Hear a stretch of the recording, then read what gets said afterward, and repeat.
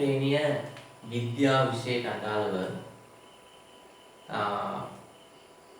ජීව විද්‍යා විශේෂ ක්ෂේත්‍රයේ යටතේ මිනිස් සිරුරේ පද්ධති හා ඒ ආශ්‍රිත රෝග නිවාරණය කියන පාඩම යටතේ මිනිසාගේ ආහාර ජීර්ණ පද්ධතිය පිළිබඳවයි අපි මේ අධ්‍යයනය කරන්න සූදානම් වෙලා ඉන්නේ. ඉතින් යම්කිසි ආහාරයක් අපේ ආහාරයට ගත්තට පස්සේ ඒ ආහාරය ඍජුවම අපේ සිරුරට අවශෝෂණය කරන්න බෑ.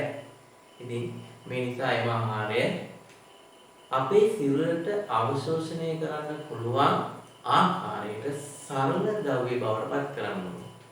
අන්න ඒ ක්‍රියාවලියට අපි කියනවා ආහාර ජීර්ණය. එහෙනම් ආහාර ජීර්ණය කියලා කියන්නේ ආහාරවල අඩංගු සංකීර්ණ කාබනික සංයෝග දේහයට අවශෝෂණය කළ හැකි පරිදි සරල කාබනික සංයෝග බවට පත් වීමේ ක්‍රියාවලිය ආහාර ජීර්ණය කියලා අපි කියනවා. ඉතින් විශේෂයෙන් මෙන්න මේ ආහාර ජීර්ණය සඳහා ඒ ආහාර ජීර්ණයේදී සෑදුණු ජීර්ණ ඵල සිරුරට අවශෝෂණය සඳහා විශේෂයෙන් හැඩගැසුණු පද්ධතිය ආහාර ජීර්ණ පද්ධතිය කියලා අපි හඳුන්වනවා. ඉතින් මෙන්න මේ ආහාර ජීර්ණ පද්ධතිය ගැන අධ්‍යයනය කිරීමේදී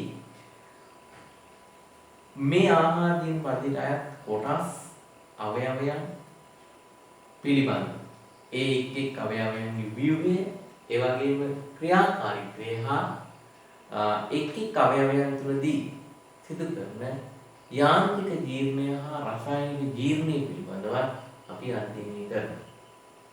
ඉතින් අපි බලමු මිනිසාගේ ආහාර ජීර්ණ පද්ධතියට අයත් කොටස් අපි හඳුනා ගනිමු. දැන් මෙහිදී පළමු මුඛය, නැත්නම් මුඛ කුහරය, කේඩ ග්‍රන්ථි, අභිජීවිකාව, ආන ස්රෝතය, මහා අක්නාව, පිත්තාශය, ආමාශය, අග්න්‍යාශය, කුඩාන්ත්‍රය, මහාන්ත්‍රය, උණ්ඩුකය, උණ්ඩුක පුච්ඡය, ගුද මාර්ගය හා ගුදේ මේ තියෙන්නේ ආහාර ජීර්ණ පද්ධතියට එක් කොටස්. ඉතින් දැන් මේ ආහාර ජීර්ණ පද්ධතිය ගත්තම මෙන්න මේ කොටස් පිහිටීම මේවායි ව්‍යුහය පිළිබඳව මනා අවබෝධයක් අපිට තිබේ යුතුයි. ඒ වගේම තමයි මෙන්න මේ මුඛයේ සිට උදේ දක්වා ආහාර ගමන් ගන්න මාර්ගයේ තිබෙන එක් අවයව පිළිවෙලට අපිට මතක තියෙන්න ඕන.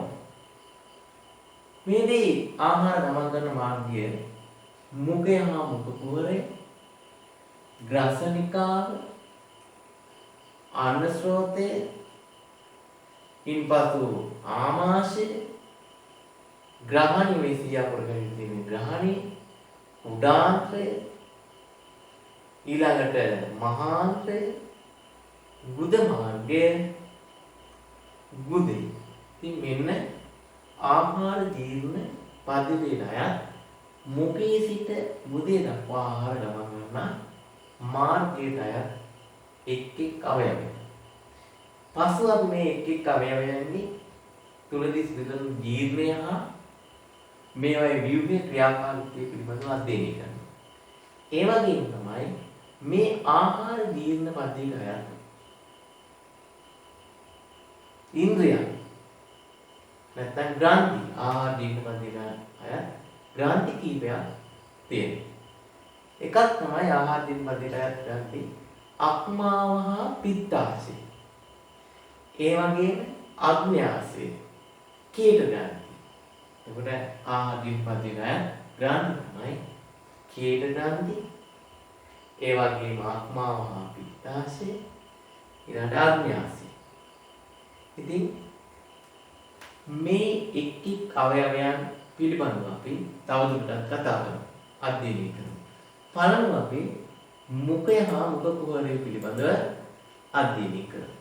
දැන් මුඛය ගත්තම මුඛයේ විශේෂයෙන් තියෙන අවයවයන් කීපයක් තියෙනවා. එකක් තමයි දත්. ඊළඟට දිව. එතකොට දත් ගත්තම අපි දත් ගැන කතා කරමු. දත් ගත්තම ප්‍රධාන වශයෙන් ඉඳලා දත් වර්ග හතරක් තියෙනවා. කුන්තක, රදනක, පුරස්චානක, චාමක. එතකොට මේ ඉස්සරහා යටි හංගියේ දැන් යටි තාලිය තියෙනවා මෙන්න කුන්තක දත් හතරයි. උඩ දාලේ දත් හතරයි දෙකොට එතන 8ක් තියෙනවා. කුන්තක දත් 8යි. රදනක යටි හනුවේ 2යි උඩ හනුවේ 2යි 4යි. ඒ වගේම පුරස්චානක දත් උඩ හනුවේ 4යි යට හනුවේ 4යි. චාරක දත් උඩු හනුවේ 6යි යටි හනුවේ 6යි. ඉතින් මෙන්න මේ දත් වර්ග දැන් කුන්තක දත් වලින් කරනවා ආහාර කැඩීම. රදනක වලින් කරනවා ආහාර ඉරීම. මේවා උල් දත් අතර. ඒ වගේම පුරස්චාරක වලින් ආහාර තැලීමට ලක් කරනවා. චාරක වලින් ආහාර ඇඹරීමට ලක් කරනවා. එහෙනම් මේ දත් මගින් කරන්නේ මුඛය තුළදී ආහාර යාන්ත්‍රික ජීවණයට ලක් කිරීම. ඊට අමතරව මුඛය ආශ්‍රිතව තියෙන අවයවයක් තමයි ජීවයක් තමයි දිව. දිව කංකාල පේශි වලින් හැදෙන කොටසක්. ඉතින් මෙන්න මේ දිව ගන්න දිවෙන් විවිධ කාර්යයන් කරනවා. එකක් තමයි ආහාරයේ රස හඳුනා ගන්න දැනගත් වෙන. මෙහිදී රස ප්‍රතිග්‍රාහක. දැන් මෙතනදී දිවේ රස සංවේදී ප්‍රතිග්‍රාහක තියෙනවා.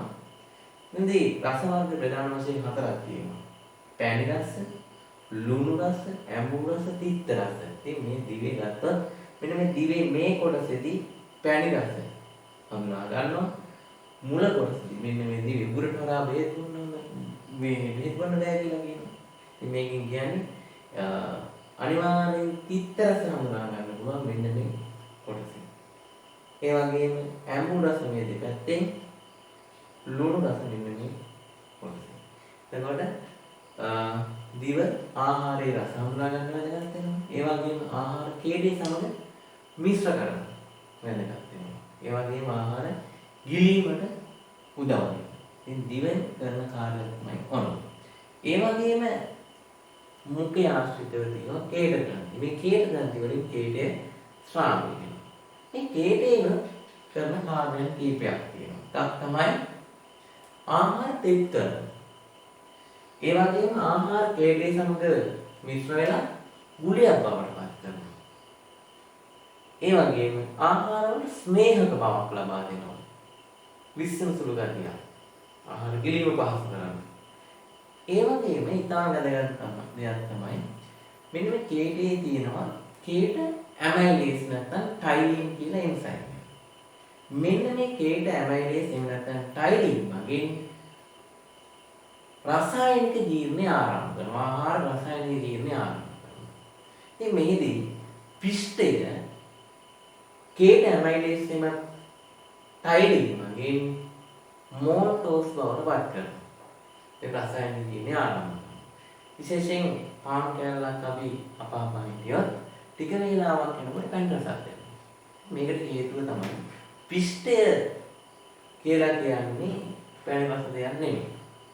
නමුත් කේට ඇමයිලේස් මගින් පිෂ්ඨය මෝල්ටෝස් බවට පත් කරනවා. ඉතින් මෙන්න මේ මෝල්ටෝස් පැණි රසයි සීනි. ඒ නිසා පිෂ්ඨමය ආහාරයක් අපි ටික වේලාවක් අපහපා ඉන්නකොට මෙන්න මේ කේට ඇමයිලේස් මගින් නැත්නම් ටයිලින් මගින් පිෂ්ඨේ මෝල්ටෝස් බවට පත් කරනවා. මෙන්න මේ මෝල්ටෝස් සීනි වර්ගය නිසා ඒ පැණි රසක් අපට දැනෙනවා. ඉතින් මුඛය පිළිබඳව අපි දැන් අන්තිමේ කරා. ඊළඟට අපි ඊළඟ කොටස වන ග්‍රසනිකාව පිළිබඳව අධ්‍යයනය කරමු. දැන් මේකෙදි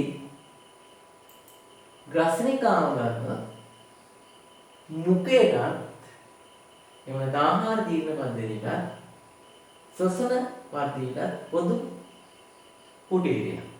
මේ ශ්වසන මාර්ගය මෙන්න ආහාර මාර්ගය. ආහාර මාර්ගයට ශ්වසන මාර්ගයට පොදු කුටීරයක් තමයි මෙන්න මේ ග්‍රසනිකාව කියලා කියන්නේ. මෙන්න මේ ග්‍රසනිකාව තුළ විශේෂයෙන් අපි දැනගන්න ඕන දැන් මේ ආහාර ගේටේ සමග මිශ්‍ර වෙලා ගුලියක් බවට පත් වුණාන් පස්සේ මෙන්න මේ ආහාර ගුලිය ගිලීමේදී මෙන්න මේ ශ්වසන මාර්ගයට ඇතුළු වීම වළක්වන්න මෙන්න මෙතන තියෙන විශේෂිත ව්‍යුහය. මෙන්න මේ ව්‍යුහයට අපි කියනවා අපිජීවිකාව කියලා. අපිජීවිකාව මගේ මෙන්න මේ ආහාරය ශ්වසන මාර්ගයට ඇතුළු වීම වළක්වනවා. අපිට පුළුවන් මේකෙන් අධ්‍යයනය කරලා බලන්න. මෙන්න බලන්න දැන් අපිජීවිකාව මගේ මේ ආහාර ශ්වසන මාර්ගයට ඇතුළු වීම වළක්වලා අන්න ශ්‍රෝතය ඔස්සේ වල පේනවා අන්න ශ්‍රෝතය ඔස්සේ ක්‍රමාකුංචන චලන ආධාරයෙන් ආහාර ආමාශය වෙත තල්ලු කරනවා. ආහාර ආමාශය වෙත තල්ලු කරනවා.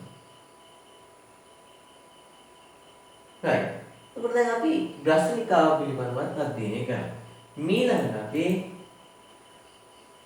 අන්න ස්රෝතය පිළිබඳව දැන් අපි දන්නවා අන්න ස්රෝතයේ ග්‍රසනිකාවේ ඉඳලා ආමාශය දක්වා ආහාර ක්‍රමාකුංචන චලන ආධාරයෙන් තමයි මෙන්න මේ ආහාරය ආමාශය දක්වා තල්ලු කරන්නේ. අපි ඊළඟට ආමාශය පිළිබඳව අධ්‍යයනය කරමු. ආමාශය කියලා කියන්නේ ආහාර ජීර්ණ පද්ධතියට අයත් ජේ හැඩති මල්ලක්. ජේ අකුර හැඩති මල්ලක්. මේක තරම විශාල වූ කොටස. ඉතින් මේකෙන් විශේෂයෙන් මේකේ ක්‍රමාකුංචන තරංග ඇති වෙනවා. රිද්මය අනුකූලව මේක ක්‍රමාකුංචන තරංග ඇති වෙනවා. මේ වගේම ආහාර යාන්ත්‍රික ජීවණයට ලක් වෙනවා. ඒ වගේම තමයි මේ ආමාශය මගින් ශ්‍රාවය කරනවා ආමාශික යුෂය. මෙන්න මේ ආමාශික යුෂයේ තියෙනවා ප්‍රධාන වශයෙන් හයිඩ්‍රොක්ලොරික් අම්ලය, පෙප්සින් හා රෙනින් කියන එන්සයිම් දෙක. එතකොට හයිඩ්‍රොක්ලොරික් අම්ලය තියෙනවා, පෙප්සින් හා රෙනින් කියන එන්සයිම් දෙක තියෙනවා. මෙන්න මේ ආමාශයෙන් ශ්‍රාවය වෙන ආමාශික යුෂය. මේ හයිඩ්‍රොක්ලොරික් වලින් විශේෂයෙන් හයිඩ්‍රොක්ලොරික් අම්ලය මගින් මෙන්න මේ පෙප්සින් වලට ක්‍රියාත්මක වෙන්න අවශ්‍ය ආම්ලික මාධ්‍ය සපයනවා. ඒත් හයිඩ්‍රොක්ලොරික් අම්ලය මගින් පෙප්සින් සක්‍රිය තත්ත්වයට පත් කරනවා.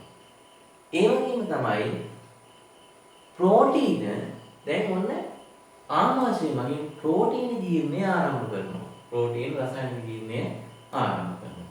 එතකොට ප්‍රෝටීන මෙන්න මේ ආමාශික විශේෂ තිබුණා පෙප්සින් වලින් පොලිපෙප්ටයිඩ් බවට පත් කරනවා. පොලිපෙප්ටයිඩ් බවට පත් කරනවා. ඒ වගේම තමයි ආහාරයේ තියෙන කිරි විශේෂයෙන් කුඩා දරුවන්ගේ රෙනින් වලින් කැටි ගැසීමකට ලක් කරනවා. කිරි කැටි ගැසීමකට ලක් කරනවා. ඔන්න ආමාශය තුළ තිබෙන රසායනික ජීර්ණය. භෞතික ජීර්ණයෙන්ද මේ ක්‍රමානුකූල තරංග වලින් භෞතික ජීර්ණයට ලක් වෙනවා. ඒ වගේම ප්‍රෝටීන පෙප්සින් වලින් පොලිපෙප්ටයිඩ් බවට පත් කරනවා. කිරි රෙනින් වලින් කැටි ගැසීමට ලක් කරනවා. ඊට අමතරව මෙන්න මේ ආමාශයෙන් කරන වෙනත් කාරණයක් ගැන අපි අධ්‍යයනය කරා. ආහාර තාවකාලිකව ගබඩා කරගන්න. මේක තමයි බඩ පිරුණා කියලා අපි කියන්නේ. ඒ වගේම සමහර ඖෂධ අවශෝෂණය කරනවා. ඒ වගේ ඉතින් ආමාශය තුළදී විශේෂයෙන්ම පෙප්සින් හා රෙනින් වලින් ප්‍රෝටීන පොලිපෙප්ටයිඩ් බවට පත් කරනවා. ඒ වගේම රෙනින් වලින් කිරි කැටි ගැසීමට ලක් කරා. ඒක තමයි ආමාශය තුළ සිදුවන රසායනික ජීර්ණය. ඒ වගේම ක්‍රමාකුංචන චලන මගින් නැත්නම් ක්‍රමාකුංචන තරංග මගින් ආහාර යාන්ත්‍රික ජීර්ණය ආමාශය මගින් සිද්ධ කරනවා. ඉතින් ඊළඟට අපි ආහාර ජීර්ණ පද්ධතිය ග්‍රහණිය.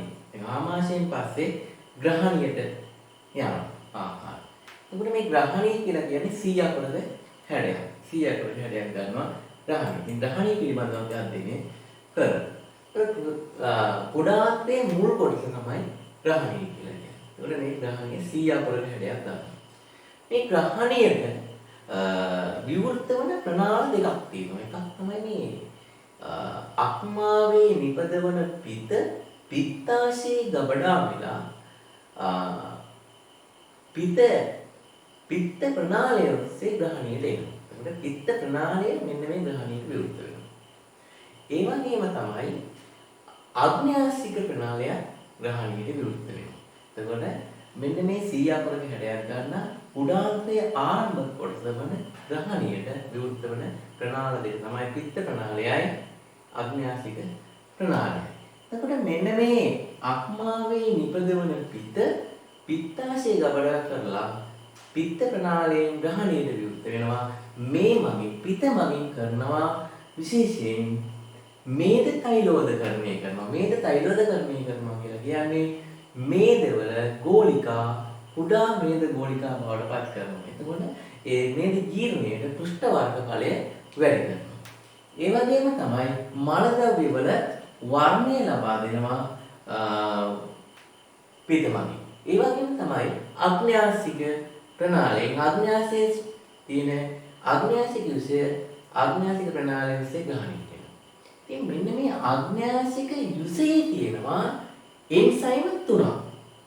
ට්‍රිප්සින්, ඇමයිලේස්, ලයිපේස්. ඉතින් මේ තමයි අග්න්‍යාසික විෂයේ තියෙන එන්සයිම්. ඉතින් මේ වගේම ආහාර රසායනික ජීවණයට ලක් කරනවා.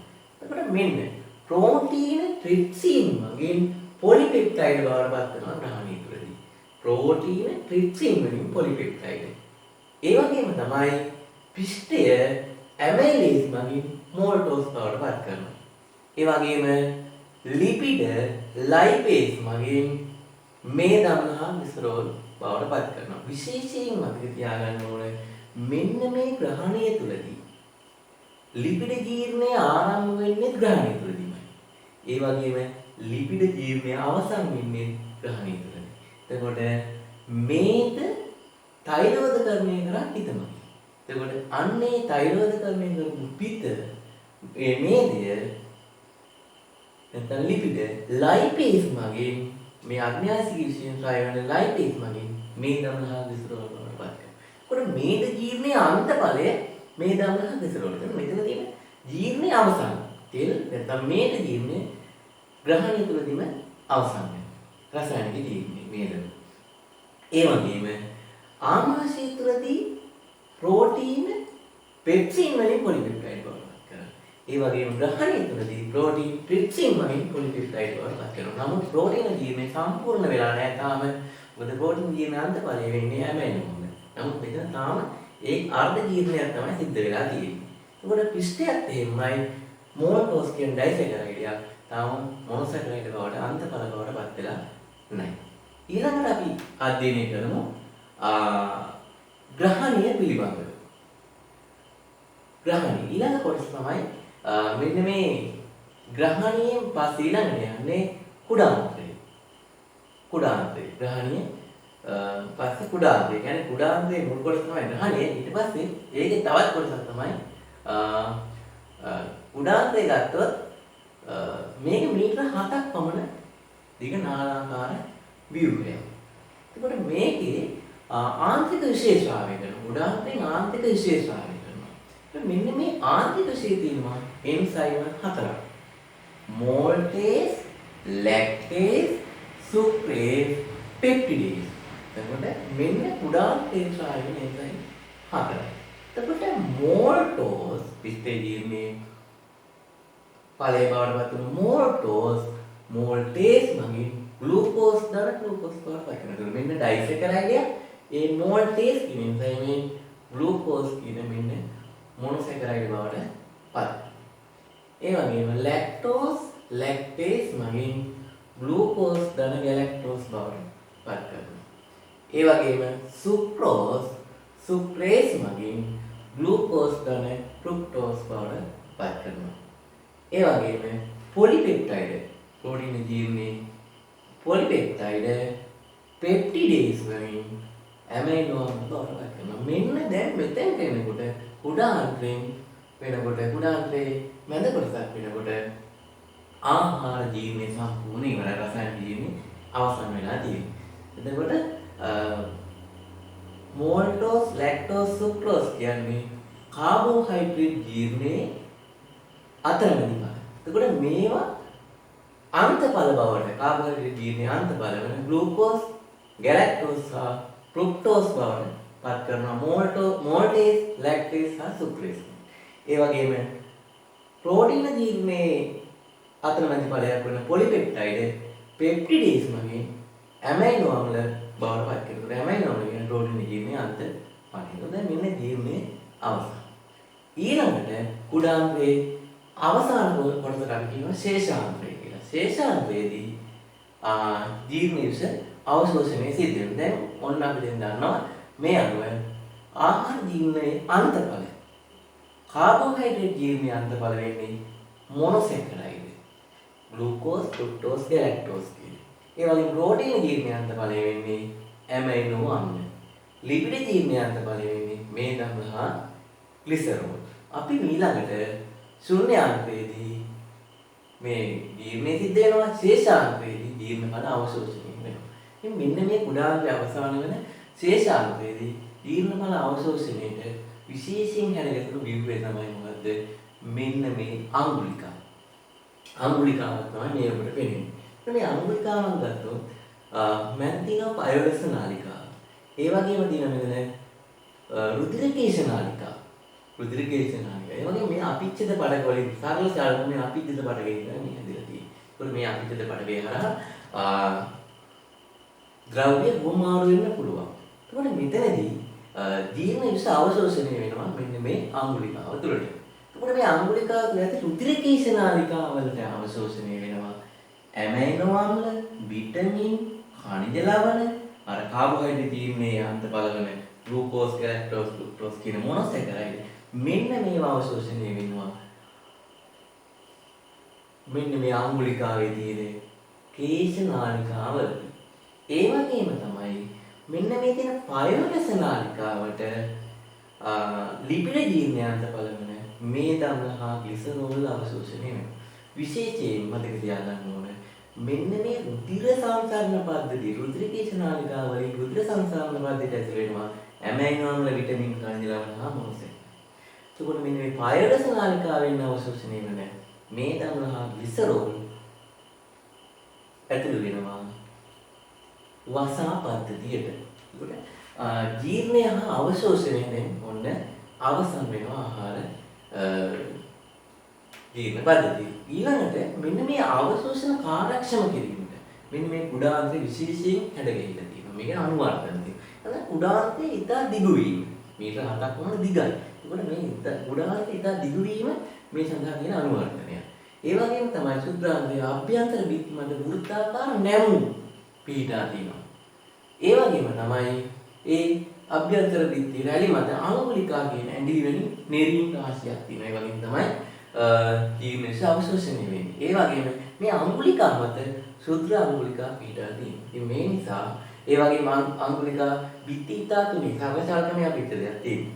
ඒ වගේම අංගුලිකා වල මනා රුධිර සැපීමක් තියෙනවා. එතකොට මේ ජීර්ණයස හොඳට අවශෝෂණය කරන්න පුළුවන්. මෙන්න මේවා තමයි අවශෝෂණ කාර්යක්ෂම කිරීමට ඇති අනුවර්තන. ඊළඟට අපි ඔන්න දැන් ආහාර ජීර්ණ පද්ධතියේ ජීර්ණය හා අවශෝෂණය අවසන්.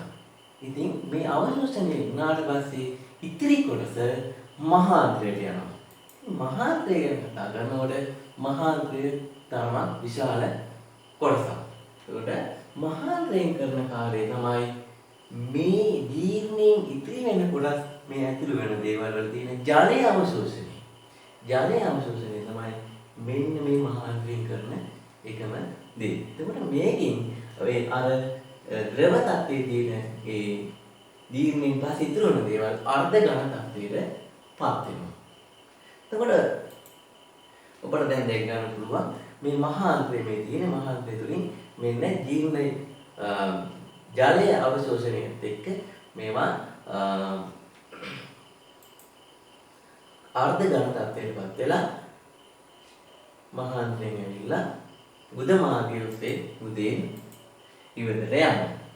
ඉතින් ඕක තමයි මිනිසාගේ ආහාර ජීර්ණ පද්ධතියේ ව්‍යුහය හා ක්‍රියාකාරීත්වය. ඉතින් මෙවැනිම තවත් පාඩමකින් හමුවන බලාපොරොත්තුවකින් අපි අදට සමුගමු. බොහොම ස්තුතියි.